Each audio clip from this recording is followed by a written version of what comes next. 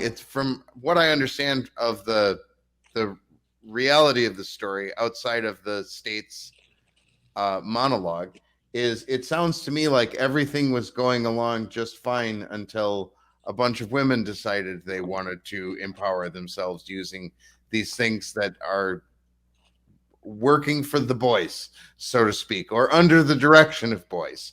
Uh, uh, Maybe I'm simplifying that, but I'm interested in this is the part. This seems to me to be the part that both the media, the documentaries, the media and documentaries, as well as the state, kind of zeroed in on to really take over and make this a moral case instead of a legal case. And so I'm interested in some of the realities about that and maybe dispel some of the myths that are out there, Nicki.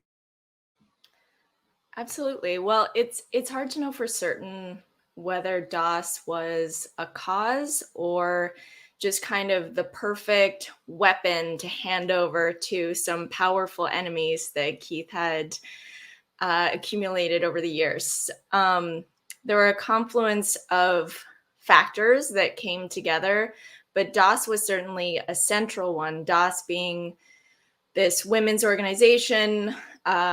We called it a secret sorority. It started in 2015, and it was a group of all adult women, all women who were educated, financially independent, just to say smart, capable women who wanted to basically be part of something that would help their individual growth as well as create a network of empowered and powerful women who could support each other in, this ever increasingly insane world that we live in. Because I personally think, and I think all the women who are part of DOS also believe that women have a lot to offer, that we have a lot of qualities that are naturally, let's say, feminine in nature. And by building more character, by building principles of honor, of commitment, of really of self-reliance, that we could potentially do a lot more than we are, because society has a lot of imposes beliefs of dependency, of weakness, and different things like that. So not to go too much into kind of a whole philosophy of men and women. Well, the I thing think is I think it's important to point out, though, that this is really in contradiction to commonly accepted gender theory.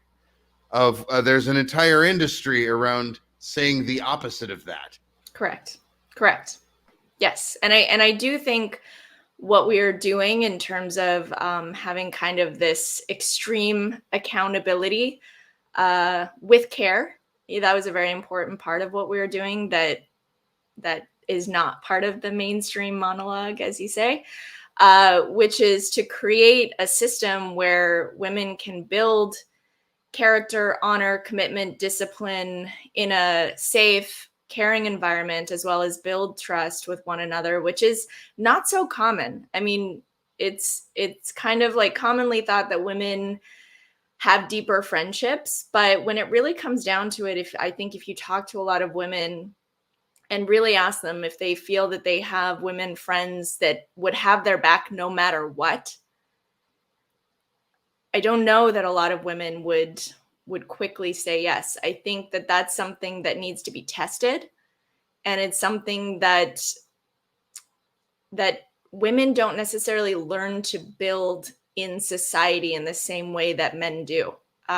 So anyway, I was one of the co-founders of DOS, one of the first women to kind of like have these discussions around the necessity for it and my own desire to grow and overcome certain limitations through this process. And it really helped me. I faced a number of fears that I don't know that I ever would have really gone towards had it not been for the support system I had. And I'm so grateful for that. I mean, I wouldn't trade my experience for anything. And ironically, I think everything that I learned and the training, if you will, that I had through practices of DOS, through just, everything that we were doing, has equipped me to deal with this disaster that we've experienced from the media, from the legal system, from friends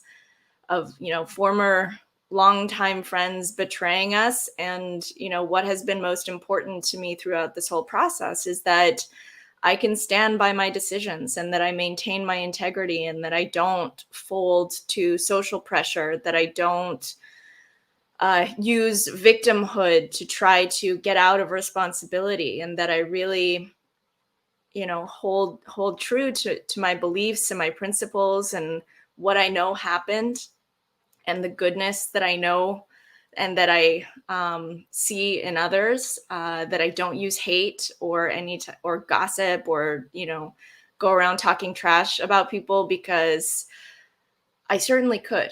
And but that's just not the type of person I want to be. That's not what I want to promote in the world. But it does put you at a disadvantage in the greater, game of things, if you will, because of what currencies are, that people like to trade. They like to trade in gossip and talking trash about people and seeing their demise. But I still, I'm the only one who has to put my head on the pillow at night, and I feel proud of what this group that was on this call, what we're doing to expose the injustices, what we're doing to promote women's agency as part of the Dossier Project.